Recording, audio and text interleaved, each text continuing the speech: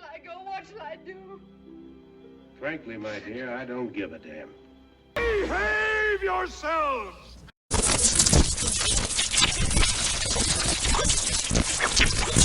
Hello YouTubers out there, this is Jerry Saravia the Movies. So I was going to do a review of Sound of Freedom, judging by the last video where I discussed the controversy over this picture.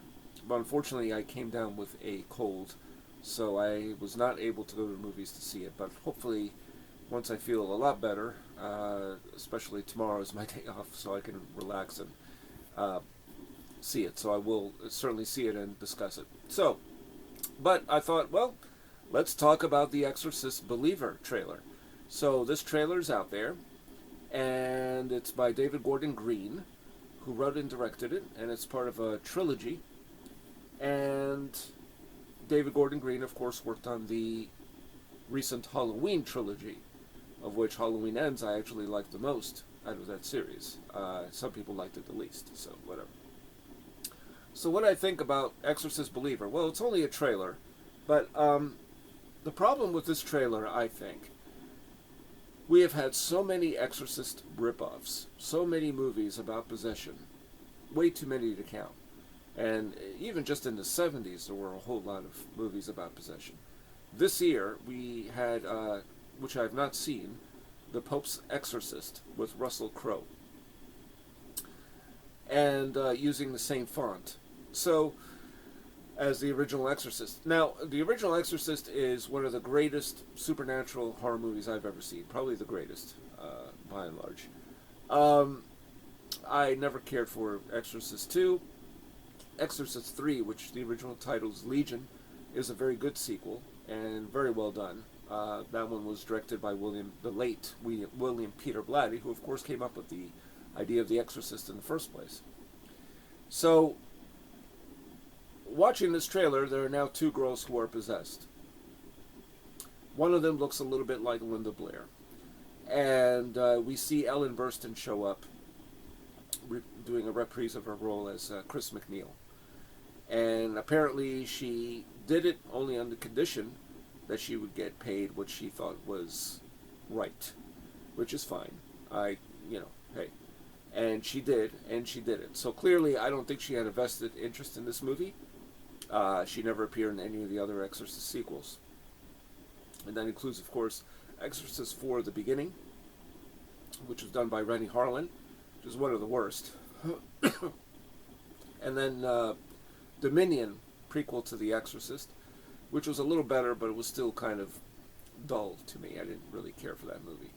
So 17, 18 years later, we have yet another Exorcist movie, and it's part of a trilogy. Now, I'm not trying to judge too much, but I wonder just, what is really the point of this?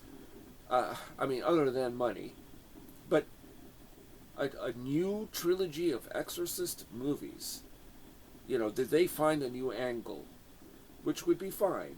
Why does it have to, first of all, here's the thing. Why does it have to be the demon Pazuzu? There are several other demons. Why Pazuzu? That's number one for me. Because Chris MacNeil says we've met before to one of the possessed girls, and she says, Mother. So, but I gotta say, the only proper sequel, and I've said this before over a year ago when this project was first announced, the only real sequel I would be interested in would be a film about Regan MacNeil in her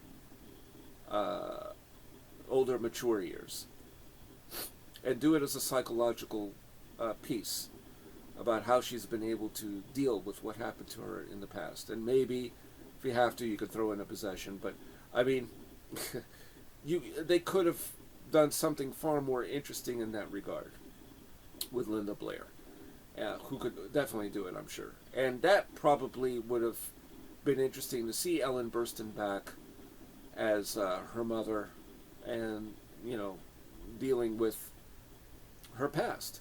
But this movie, I can't say I'm really excited for it at all. I have no real vested interest in The Exorcist anymore, only in the original film and Legion. Those are the only ones that really worked. So my feeling is this is just going to be exactly what you might expect.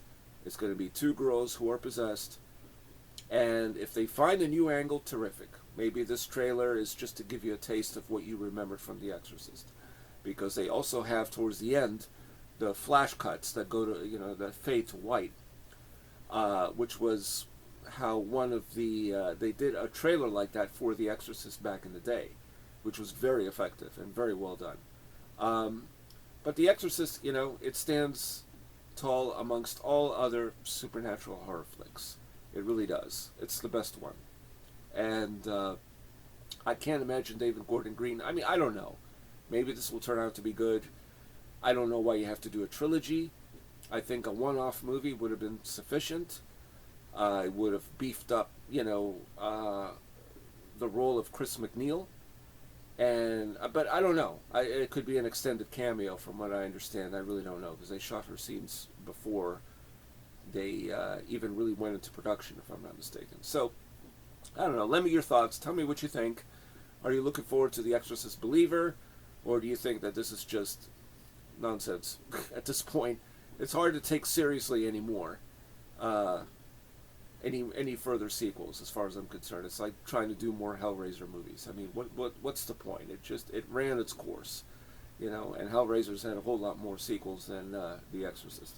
But let me your thoughts. Tell me what you think. And if you like what you hear, please subscribe to my channel if you haven't already, and hit that notification bell so you can find out about any new videos I've uploaded. And that's all I got to say about that.